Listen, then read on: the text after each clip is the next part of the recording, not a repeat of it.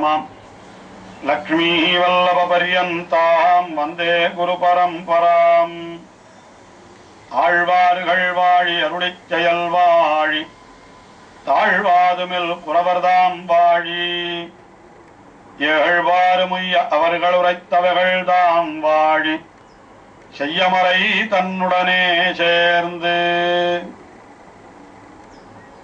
விபவாவதாரத்தை பறக்க அனுபவித்த பெரியாழ்வார் அச்சாவதார அனுபவத்தை செய்ய தொடங்கி முதலிலே திருமாலிருஞ்சோலை எம்பெருமானை பற்றி 2 பதிகங்கள் அருளி செய்தவர். அடுத்தபடியாக திருக்கோட்டியூர் என்கிற திவ்யதேசத்தை எம்பெருமானை அனுபவிக்க கோலி அந்த திவ்யதேசத்திற்கு ஒரு பதிகம் அருளி செய்கின்றார். இந்த திருக்கோட்டியூர் என்கிற திவ்யதேசத்திற்கு பெரியாழ்வார் காட்டுகின்ற பெருமை என்ன என்னால், உத்தம ஸ்ரீவைஷ்ணவர்கள் நிறைந்த திவ்ய தேசம், உயர்ந்த ஸ்ரீவைஷ்ணவர்கள் இந்த திவ்ய தேசத்திலே எழுந்தருளி இருக்கின்றார்கள்.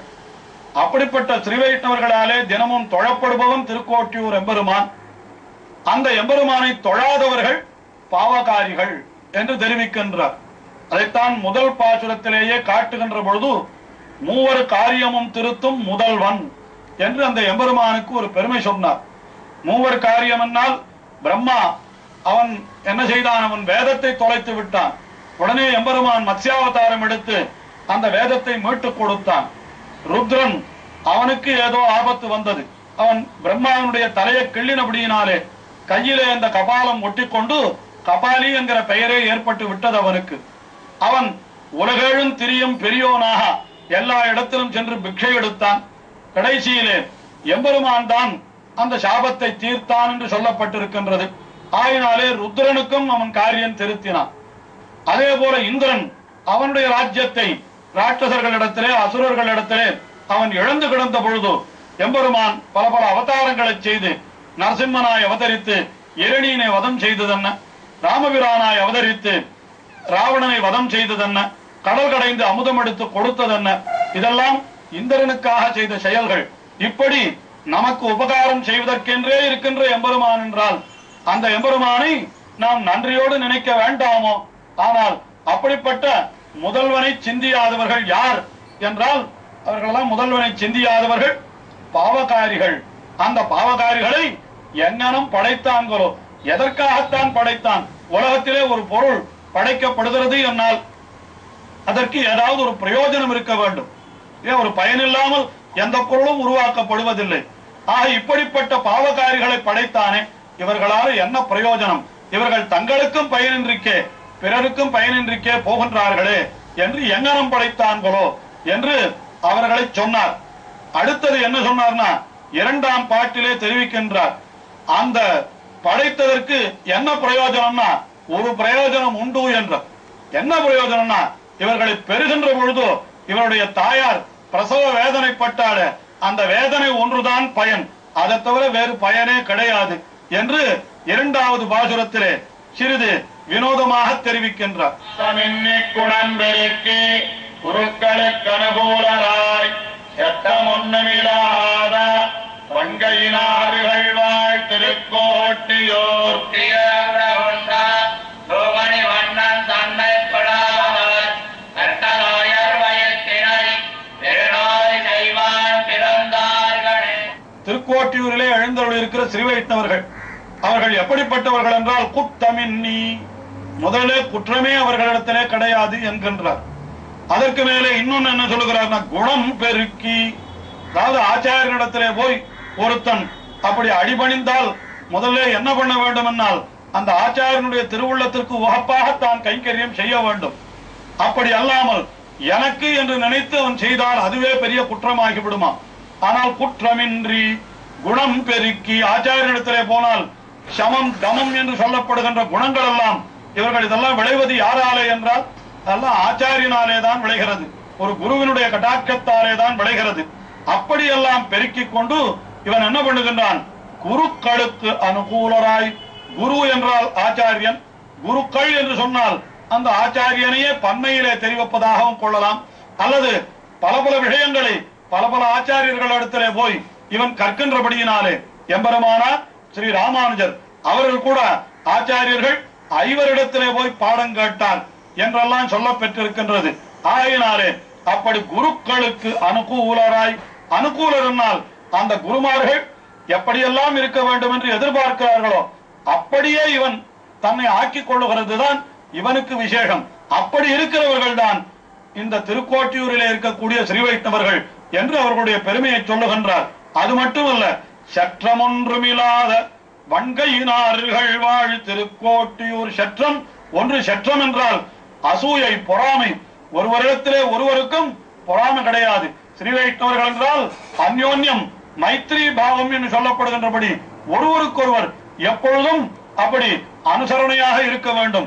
ஒருவனை பார்த்து இன்னொருவன் பொறாமைப்படக்கூடாது என்றெல்லாம் சொல்லப்பட்டிருக்கிறதாம். அது அத்தனையும் இவர்களிடத்திலே நற்குணங்கள் எல்லாம் இவர்களிடத்திலே குடிகொண்டிருக்கிறதாம். அப்படிப்பட்டவர்கள் வன்கையினார்கள். வன்கை என்னால் வன்மையான கை, நல்ல ஔதாரியம், வள்ளல் தன்மை. இங்க இருக்கிறவர்கள் எல்லாம் வள்ளல் தன்மை என்னன்னா முதல் பாசுரத்திலேயே தெரிவித்தாரே, நாடரும் விருந்து ஓம்புவார் என்று தெரிவித்தாரே. அப்படிப்பட்ட வன்கையினார்கள் வாழ் திருக்கோட்டியூர் என்று சொல்லுகின்றார். அப்படிப்பட்ட திருக்கோட்டியூர், அந்த திருக்கோட்டியூரிலே எழுந்தருளி இருக்கின்ற எம்பெருமான் எப்படிப்பட்டவன் என்றால் துற்றி ஏழுலகுண்ட தூமணி வண்ணன். என்ன பண்ணினான் எம்பெருமான்? இந்த உலகத்திற்கு பிரளயத்தாலே ஆபத்து வந்த பொழுது அந்த உலகம் அனைத்தையும் அப்படியே தன்னுடைய வயிற்றுக்குள்ளே வைத்துக் கொண்டிருந்தான் அல்லவா? அதைத்தான் இந்த இடத்திலே சொல்லுகின்றார் ஆழ்வார். துற்றி ஏழுலகும் உண்டா என்று, தான் ஏழுலகையும் துற்றி உண்டான் என்று அத்தனையும் எடுத்து தன்னுடைய வயிற்றிலே வைத்துக் கொண்டிருந்தான்.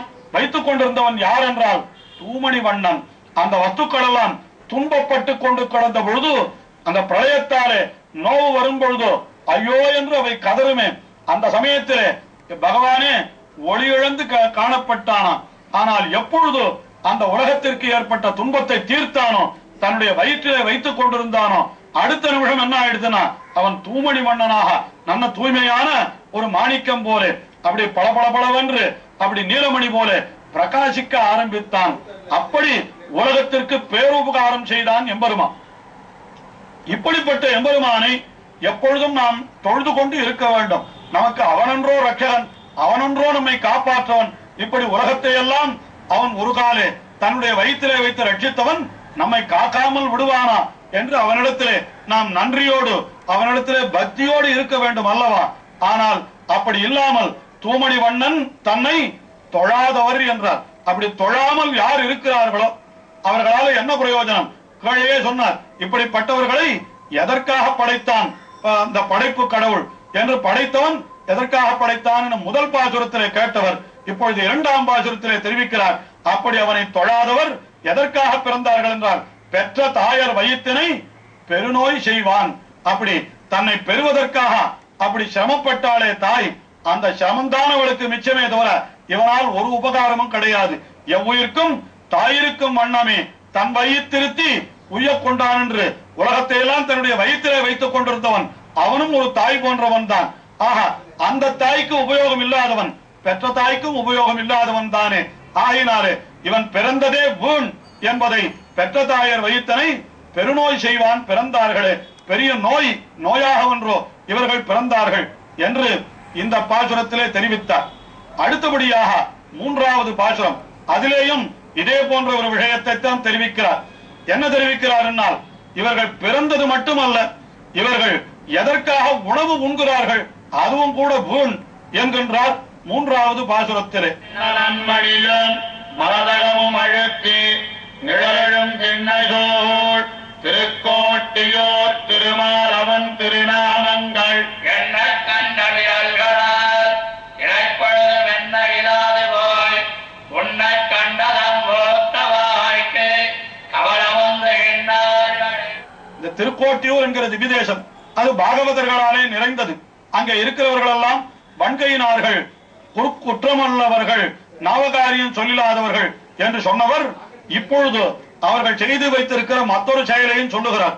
வண்ண நன்மணியும் மரதகமும் அழுத்தி நிழலெழும் திண்ணை என்று அவர்கள் அழகான வீடுகளிலே அழகான திண்ணைகளை எல்லாம் அமைத்திருக்கிறார்களாம். அதிலே வண்ண நன்மணி மரதகம் இவற்றையெல்லாம் பதித்து வைத்திருக்கிறார்களாம். இப்படிப்பட்ட அழகான திண்ணைகள். இந்த திண்ணைகள் எதற்காக என்னால் அதுவும் கூட பாகவதர்களுக்கு உபயோகப்படுவதற்காக.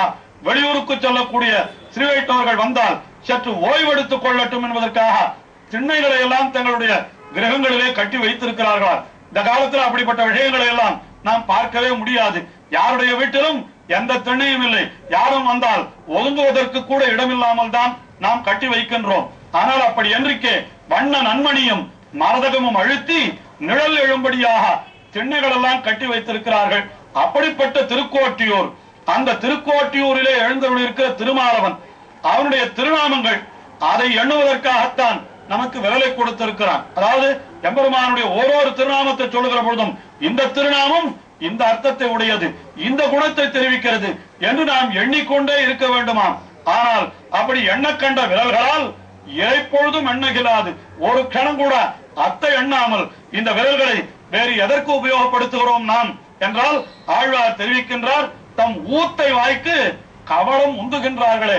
ஏற்கனவே அசுத்தமாயிருக்கிற வாய்க்கு இன்னும் உணவை எடுத்து அந்த வாயிலை திணிப்பதற்கு மேலே மேலே ஆகாரத்தை திணிப்பதற்குத்தான் இந்த கையை உபயோகப்படுத்துகிறார்களே தவிர பகவானை தொழுவதற்கோ பகவானுடைய திருநாமங்களை எண்ணுவதற்கோ இந்த கைகளை உபயோகப்படுத்த கூடாதா?